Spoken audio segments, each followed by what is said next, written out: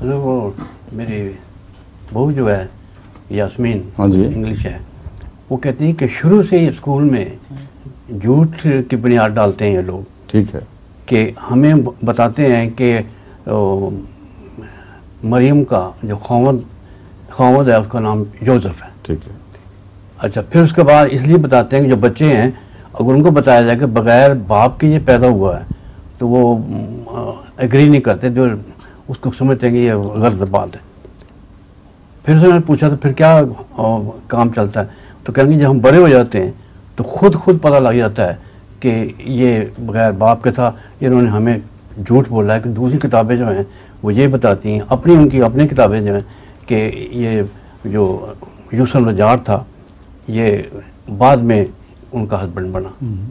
तो उनकी बुनियाद जो है वो झूठ पे ही होती है। ये मैं पूरी तरह नहीं इसकी तायद कर सकता, क्योंकि हर जगह एक ही तरीका इख्तियार नहीं किया जा रहा। बहुत से स्कूल हैं जहाँ वो खुल के बताते हैं कि यूसुफ ईसा अलैहिस्सलाम बिन बाप के थे, खुदा के बेटे थे, और यूसुफ से बाद में शादी हुई है। कई स्कूल हैं जो बिल्कुल खोल के बताते हैं। ये उस्ताद अलग अलग हैं, उस्तानियाँ अलग अलग हैं, उनके अपने मिजाज के मुताबिक वो तालीम का तरीक बदल जाता है। मगर इनके जिस स्कूल में ये पढ़ी हैं आपकी बहू, उसमें यही किया होगा उन्होंने। या ये भी हो सकता है कि उस्तानियाँ मज़हब जो सिखाती हैं वो सब मज़हब पर यकीन भी नहीं रखती। कि ऐसी भी हो सकती हैं जो दहरिया हों और दिल में यकीन हो कि ये यूसुफ का बेटा था, इसलिए वो ये भी कह देती होंगी।